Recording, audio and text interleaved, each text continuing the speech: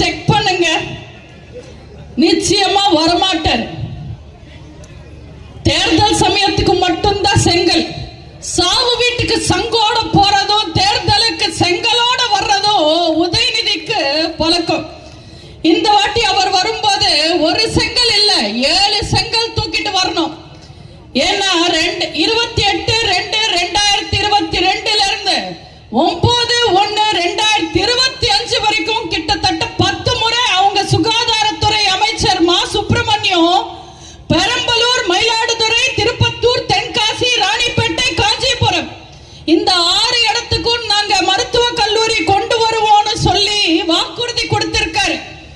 அதனால இந்த முறை உதயநிதி ஒரு செங்கல் எடுத்துட்டு வந்தா பத்தாது, ஒரு பாண்டுல 7 செங்கலை தூக்கிக்கிட்டு தலை மேல வச்சுக்கிட்டு வந்துதான் மக்களை பார்க்கணும்.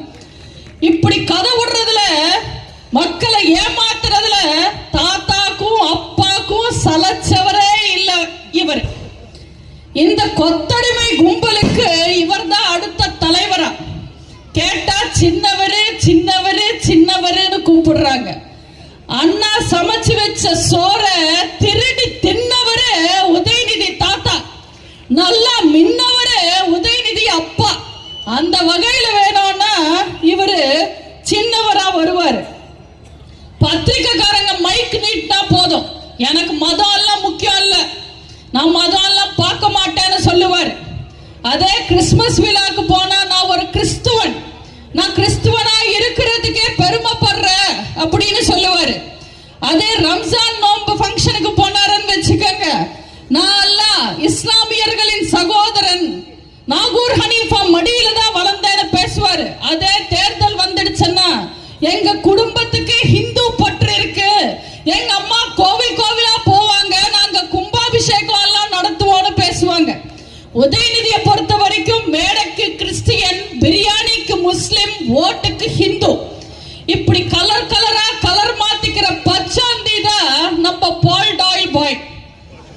நான் உதயநிதிக்கு நேரடியா ஒரு சவால் விடுறேன். உங்க நீட்டு ரகசியத்திலிருந்து உங்க வீட்டு ரகசியம் வரைக்கும் மேடையில பேசலாம், விவாதிக்கலாம், வரீங்களா? உதயநிதி கூட விவாதிக்கிறதுக்கு நம்ம அண்ணன் எடப்பாடியார் எல்லாம் தேவையில்லை, நான் போதும் வெளுத்து கட்டிடுவேன், வர சொல்லுங்க, பேசிடுவோம், எல்லா ரகசியமும் பேசலாம். ஆனா உதயநிதி வரமாட்டாரு. யாரோ திமுக கட்சிக்காரங்களே போய் உதயநிதியை கேட்டிருக்காங்க, என்னப்பா உங்களை விந்தியா இப்படி எல்லாம் பேசுறாங்களே, நீங்க பதில் சொல்ல மாட்டேன்றீங்களேன்னு. நான் நடிகைக்கெல்லாம் பதில் சொல்ல மாட்டேன்னு சொல்லியிருக்காரு.